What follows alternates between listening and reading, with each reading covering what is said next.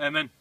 Alright, so for the militia to be an effective counterweight to the tyranny, the undefined, nameless tyranny, it has to be a credible, I don't want to use the word threat, but it has to be a credible force, right? A credible infantry force. And to be a credible infantry force, it's got to have things that are simple and inexpensive, or simple and affordable, and reliable and easy. And one of the basic foundations of every infantry force that I can think of is fire and maneuver. If you talk about in the Marine Corps, we had a saying. It was something we had to memorize, that the purpose of a Marine Corps rifle squad was to locate, close with, and close the enemy by fire and maneuver, or repel the enemy's assault by fire and close combat. So that fire and maneuver is the basis of an effective infantry force, or even a credible infantry force. I mean, the militia is never going to be SEAL Team 6, but we gotta come up with that fire and maneuver has to be the bread and butter of the militia, and the basis of fire and maneuver is a suppressive fire, volume of fire. I'm gonna use the term volume of fire instead of suppressive fire, just to make the normies a little less nervous. I don't know if you can work the normies are nervous no matter what, but we're gonna call it volume of fire. So if you're not familiar with these concepts, you know, a base of fire is in the military a machine gun that sets up a suppressive fire, and then the other elements maneuver around it, and when they get where they're going, then the machine gun comes up. In the rifles, in the fire team, it's a SAW, M249 SAW, squad automatic weapon. There's in the Marine Corps, there's 4 men. One's got a SAW, one's got a grenade launcher on his rifle, and the other 2 have rifles, and one's an A gunner.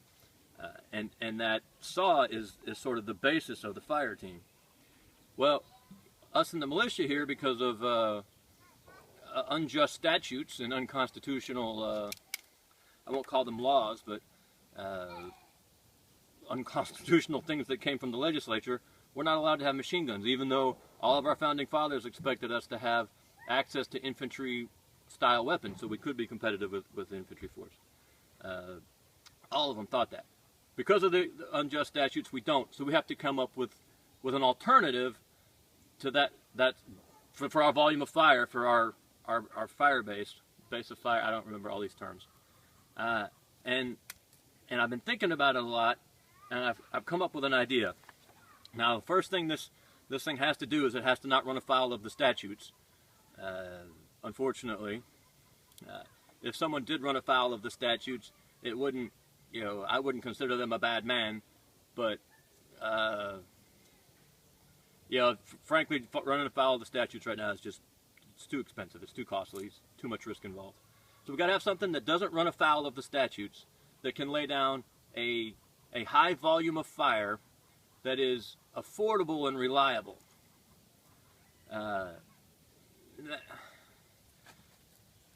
That's a lot of conflicting things going on there. Anytime you need 3 different things, you can usually get 2 of the 3 pretty easily, but to get all 3 all at once is difficult. But I think we've got an option here. I'm going to talk about this a lot on the Patreon side. We just started a Patreon, and we'll keep a lot of this conversation over there about this. But I want to put together a volume of fire weapon. We're gonna base it off the AR-15, which may sound a little weird, but hear me out. We're going to get probably a 26-inch barrel. I got to do some more research on this. I want to make sure that the 26-inch barrel doesn't rob velocity from the round, because we're there. If the gas is done expanding before the bullet gets out of the barrel starts slowing the bullet down. You don't want that.